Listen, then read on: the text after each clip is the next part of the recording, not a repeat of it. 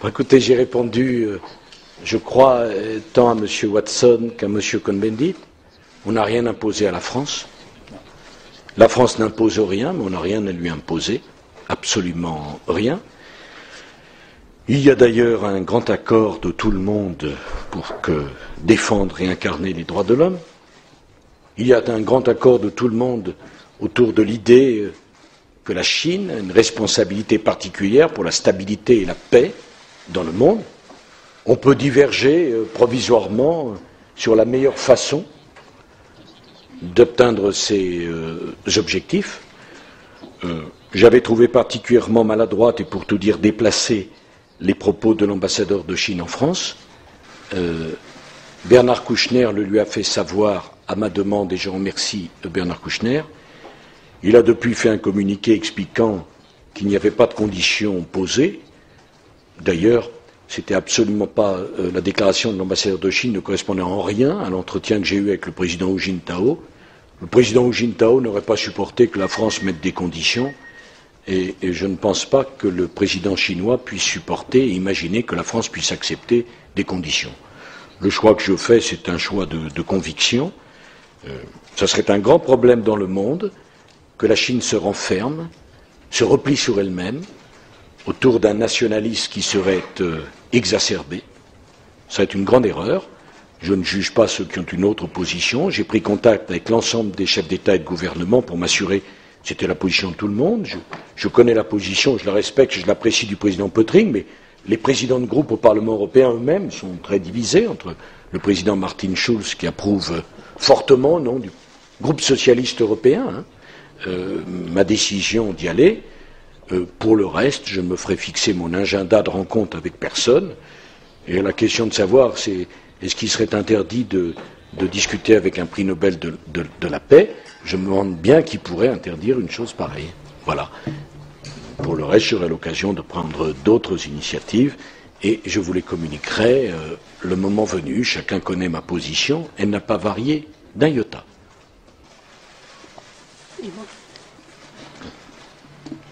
Ivo Caizzi del Corriere della Sera in italiano per favore. Ivo Caizzi du Corriere della Sera. Monsieur le Président, après les référendums en France, aux Pays-Bas et maintenant en Irlande, il y a ce débat sur le fait de rapprocher l'Europe des citoyens. Nous avons entendu beaucoup de déclarations. Pouvez-vous nous donner des objectifs concrets que vous voulez atteindre pendant votre présidence pour donner un signal concret de l'ouverture que vous voulez faire envers les citoyens qui n'aiment pas l'Europe telle qu'elle est aujourd'hui, surtout dans la perspective du renouvellement de la Commission européenne et du Parlement européen l'an prochain? Pensez-vous que les gouvernements européens devraient désigner des personnes plus représentatives de ce nouveau parcours de l'Europe vis-à-vis des citoyens? Et puis, brièvement, le président Schulz vous a appelé à adresser un rappel à M. Berlusconi sur le rappel des droits de l'homme. Enfin, écoutez, je ne vais pas ânonner et répéter ce que j'ai dit à la fois dans mon propos introductif et dans les réponses aux questions. Il ne s'agit pas d'une question de personnalité, c'est une question de résultat. Le président Pöttering comme le président Barroso sont mobilisés autour du même objectif. Si en 6 mois on arrive à prendre des engagements sur le paquet énergie-climat et sur le pacte européen d'immigration, ça sera la meilleure réponse à ceux qui dénoncent l'immobilisme de l'Europe. Ce n'est pas une question d'avoir d'autres représentants. Et je ne vous cache pas, monsieur, que c'est très difficile. Ce sont des objectifs extrêmement ambitieux. D'ailleurs, l'un des intervenants au Parlement européen a justement dit que le problème ne viendrait pas du Parlement européen, mais bien plus de l'attitude de certains gouvernements d'États membres. Enfin, c'est une question sur laquelle je travaille beaucoup. Bon, je ne pense pas qu'on fasse progresser les choses en Europe en se donnant des leçons les uns les autres. Vous-même, les Italiens, vous savez combien je suis proche de l'Italie. C'est une question de goût. Hein Vous-même, les Italiens, parfois, avez reproché à la France, non sans raison, de donner des leçons à tout le monde sans se les appliquer à soi-même. Tout le monde m'appelle à une présidence modeste, même les plus immodestes. Tout le monde m'appelle à une présidence non arrogante, même les plus arrogants. Et on me dit, ah ben vous allez commencer en allant expliquer aux Italiens qui ont élu M. Berlusconi que ce qu'ils font, c'est pas bien. Bon, écoutez, je voudrais dire que M. Berlusconi a été élu 3 fois en Italie. Pas une fois, 3 fois. C'est pas moi qui l'ai choisi, c'est vous les Italiens. Vous l'avez choisi avec une participation qui est supérieure à 80%. Et dans un résultat, quelle que soit par ailleurs la grande qualité de M. Romano Prodi, avec qui je partage l'amour du vélo. Hein, pour ceux qui penseraient que ma proximité avec l'Italie n'est due qu'à ma femme. Il y a d'autres raisons très importantes. Mais enfin, c'est vous qui l'avez choisi. Bon, que le gouvernement italien fasse ce qu'il a à faire. La meilleure façon de sortir les débats nationaux immigration, c'est de faire un pacte européen pour l'immigration. En revanche, c'est vrai, je me suis immiscé dans le débat italien en respectant la justice italienne. Écoutez, la justice italienne demande depuis des années qu'on extrade des gens qui aient été condamnés en Italie. C'est quand même, je voudrais dire, c'est un acte profondément européen que je suis en train de faire, qui n'était pas dans la tradition française. La justice italienne, la justice d'un pays démocratique, demande à la France de lui rendre quelqu'un qui est accusé de crime et qui a été jugé et condamné dans ce pays. La justice italienne s'opposait à un refus parfaitement illégitime, d'un point de vue du droit, je ne parle pas politique, d'un point de vue du droit, des autorités françaises. J'ai interrogé les autorités judiciaires françaises, elles me disent qu'il faut extrader. Je parle naturellement de Mme Petrella. Et d'ailleurs, je trouve une contradiction phénoménale entre tous ceux qui m'appellent de respecter l'indépendance de la justice, les institutions européennes, et qui seraient très heureuses que je bafoue la justice italienne qui est indépendante et la justice française qui est indépendante. En revanche, j'ai signé dès ce matin une lettre que j'ai adressée au président du Conseil des ministres, M. Berlusconi, et au président de la République italienne pour leur demander la grâce, le pardon pour Mme Petrella. Voilà ma seule contribution et ma seule émission dans le débat politique italien. Je n'ai pas l'intention d'en faire d'autres, que chacun mène son propre débat. Et vous savez, en plus, je pense que si on faisait ça, on ferait reculer l'Europe. Car ça agace énormément les Européens de voir les autorités européennes venir donner des leçons aux citoyens. Donc que l'Italie règle ses problèmes politiques entre elles, c'est ça la démocratie. Je n'apprécierais guère qu'on vienne s'immiscer dans le débat politique français, en dehors d'un sujet d'ailleurs qui ne concerne pas, me semble-t-il, les autorités européennes. Voilà ma réponse. Nicolas Gros-Verret de Ouest France et Europolitique. Monsieur le Président, à propos du bouclier antimissile que les Américains projettent d'installer dans la partie Europe centrale, en Pologne, en Lituanie ou en République tchèque, vous avez fait de la défense une de vos priorités. Vous savez très bien que ça crispe nos voisins russes. Qu'est-ce que vous pensez de cette implantation? Est-ce que vous pensez que l'Union européenne doit s'en mêler? Et comment l'Union européenne doit s'en mêler? D'abord, il y aura un sommet très important que nous aurons à conduire avec le président Barroso. C'est le sommet avec la Russie. Nous en avons d'ailleurs parlé avec M. Medvedev au Japon. Je suis intéressé d'ailleurs par la proposition du président Medvedev d'une politique de sécurité qui irait de Vancouver à Vladivostok. C'est un sujet extrêmement qu'il faut expertiser, mais tout ce qui permettra d'apaiser les relations entre la Russie et l'Union européenne, je crois, doit être favorisé. Et permettez-moi de dire que je trouve ça très réjouissant que le président russe fasse cette proposition, alors qu'il y a quelques mois, on voyait des bombardiers avec l'arme atomique russe circuler autour de la planète. Je vois un grand progrès.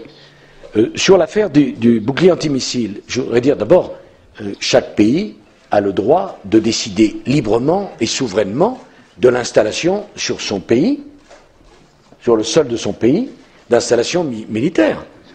Lorsque le général de Gaulle a décidé que les Américains quitteraient le sol français, il n'aurait pas accepté que nos autres partenaires européens aient un mot à dire.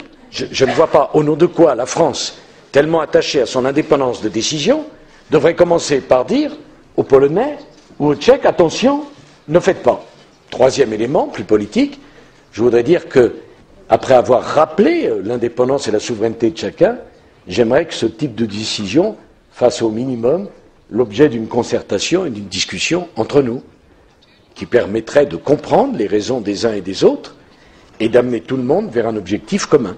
Voilà la réponse que je peux faire, en tout cas en tant que président du Conseil en exercice, qui m'amène à parler le plus collectif possible, et donc à affadir le contenu d'une question si pertinente, de la réponse à une question si pertinente.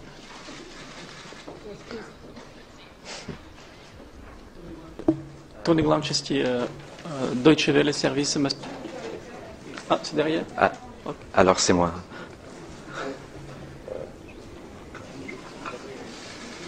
Ça marche pas? Alors, Ray Colgan de la radio-télévision irlandaise avec une question pour le président Sarkozy. Monsieur le Président, vous avez dit plusieurs fois que vous n'avez pas l'intention de forcer la main des Irlandais sur Lisbonne, mais évidemment, il faut trouver une solution. Qu'est-ce que vous pouvez dire pour les Irlandais pour leur convaincre que vous allez respecter leur vote non? Vraiment, nous en avons parlé avec le président Barroso et avec le président Pöttering. Et je ne vous étonnerai pas en disant qu'on a commencé à travailler là-dessus. Mais ça serait parfaitement maladroit de dévoiler le contenu d'une initiative éventuelle qu'on pourrait prendre. Pourquoi ce serait maladroit? Parce que ça serait maladroit de ne pas tenir compte de ce que disent et de ce que pensent les Irlandais, et notamment leur gouvernement. Je pense d'ailleurs que ce serait très important que le gouvernement irlandais, à un moment donné, formule lui-même un certain nombre de propositions, et que ce soit le Conseil qui puisse y répondre après qu'on en ait débattu avec le président Pöttering et avec le président Barroso. Moi, je ne pense pas que la situation soit totalement bloquée. On peut apporter des réponses très précises. Le moment n'est pas venu. Ce moment de la méthode pour s'en sortir et de la solution, il se situe à peu près entre le Conseil d'octobre et le Conseil de décembre. Est-ce qu'on sera prêt en octobre? De notre côté, président Barroso, oui. Est-ce que les Irlandais seront prêts? Je ne sais pas. Et pourquoi après en décembre? Parce que j'aimerais quand même qu'on mette sur la table quelque chose, non pas parce que c'est la fin de la présidence française, mais parce qu'après, en juin, il y a des élections européennes. Il me semble que ça ne sera pas trop tôt que de dire en décembre aux Européens, voilà dans quelles conditions et sous quel régime vous allez pouvoir voter 6 mois après. Yes. Bonjour, Audrey Pulvar, France 3. Monsieur le Président Nicolas Sarkozy, vous avez dit tout à l'heure que vous allez parler, quand vous irez en Chine, que vous allez dire des choses concernant les droits de l'homme. Donc je voudrais savoir si vous pouvez nous dévoiler un petit peu le contenu de ces propos. Vous avez parlé des propos de l'ambassadeur chinois comme de propos maladroits et déplacés. Est-ce qu'il faut les considérer comme des menaces, comme une menace? Et puis je voulais savoir si la France peut, s'il n'y a pas une contradiction entre le fait que la France reçoive M. Kadhafi comme elle l'a fait il y a quelques mois et qu'en même temps elle renvoie Marina Petrella en Italie, puisque c'est un argument qui est repris régulièrement par les défenseurs de Marina Petrella qui ne comprennent pas qu'on puisse recevoir à la fois M. Kadhafi sur le sol français comme on l'a fait et qu'on extrade Marina Petrella en Italie. Merci. Enfin, je dois dire que j'ai du mal à voir le rapport entre Mme Petrella et Kadhafi, à moins qu'il y ait un lien de parenté que vous pourriez m'indiquer certainement. Hein. J'ai reçu M. Kadhafi, je ne le regrette pas. Je n'ai pas été le seul d'ailleurs. Nos amis espagnols l'ont reçu. Le roi Juan Carlos, qui en matière de démocratie et de droits de l'homme, quand même a une certaine crédibilité, l'a reçu. Pourquoi ai-je reçu M. Kadhafi, Mme Pulvar? Pour une raison simple. Je suis un homme honnête qui respecte la parole donnée. J'avais dit à M. Kadhafi que si les 6 malheureuses infirmières bulgares et le médecin palestinien étaient relâchés après 8 ans et demi d'enfer, alors je recevrai le président Kadhafi. Je l'avais dit au président Barroso, on a mené cette négociation main dans la main, il peut lui-même en porter témoignage. C'est bien beau. Non, je vais terminer ma réponse. C'est bien. Oui, j'avais donné ma parole et je l'ai tenue. Et permettez-moi de vous dire que pendant 8 ans et demi, ces malheureuses infirmières, elles auraient été bien heureuses qu'on s'en occupe davantage. Et j'étais très heureux de montrer que les droits de l'homme pour la France, ce n'étaient pas simplement des propos d'estrade, Mme Pulvar, c'était des réalités. Deuxièmement, sur Mme Petrella, pour en terminer, Je ne sais pas si l'avocate de Mme Petrella veut vraiment résoudre le problème de Mme Petrella ou faire de la politique.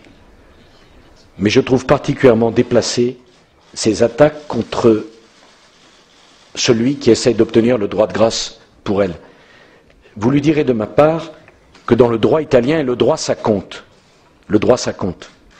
Que pour avoir le droit au pardon et à la grâce en Italie, il faut se repentir. Que Mme Petrella réfléchisse à ça. Le droit, ça compte. Elle a été associée à un assassinat en 1992. C'était des années horribles pour l'Italie. Il faut tourner la page. Mais pour tourner la page, pour qu'il y ait le pardon, il faut aussi qu'il y ait le repentir. Et que les avocats de Mme Petrella ne respectent pas les droits de l'homme en utilisant la détresse d'une femme aujourd'hui emprisonnée. Troisième élément, j'ai dit que les propos de l'ambassadeur de Chine étaient maladroits, étaient déplacés. Je rajoute qu'ils ont donné le sentiment d'une brutalité que je n'accepte pas. Il s'est excusé, l'incident est clos. Quatrièmement, j'irai en Chine avec ma liberté de parole. Je parlerai de la façon dont j'estime appropriée avec le président chinois. J'ai d'ailleurs demandé à Daniel Cohn-Bendit de travailler avec Bernard Kouchner et moi sur une liste. Je pense avoir été le premier chef d'État à Pékin, avec le président chinois à mes côtés, à me tourner vers le président chinois et lui dire « Une grande nation comme la vôtre ne peut pas continuer avec la peine de mort ». Peu nombreux étaient ceux qui l'ont dit. Donc, Madame Boulevard, je sais que vous me faites confiance. Vous pouvez continuer. Je ne vous décevrai pas. Marco. Monsieur le Président, c'est Marco Zatterin de la Stampa. Vous avez dit pendant le débat dans l'hémicycle qu'il y aura la totalité des chefs d'État au sommet de Paris, mais si j'ai bien compris, il n'y aura pas M. Kadhafi. Approchez maintenant. Non, non, non, non. Jamais. C'est-à-dire, non mais reconnaissez, non pardon monsieur, avec l'autorisation de mes collègues, pardon mais regardez comme c'est très difficile. Voilà, il y a 6 mois j'ai eu grand tort, grand scandale d'inviter le colonel Kadhafi. Il y a 47 chefs d'État et de gouvernement que nous avons invités avec Bernard Kouchner. Il sera représenté mais il ne sera pas là et on me demande de m'en justifier, de m'en expliquer. Honnêtement, moi je me suis fait une raison. C'était pas ça, Monsieur le Président, mais excusez-moi. Ça c'est déjà la première moitié de la réponse. Merci. Non, Monsieur Kadhafi hier a dit que ces propositions que vous avez sur l'Union européenne et méditerranéenne, c'est une nouvelle occupation, le retour du colonialisme, l'Empire romain apparemment. Si vous avez des réflexions sur ça, merci.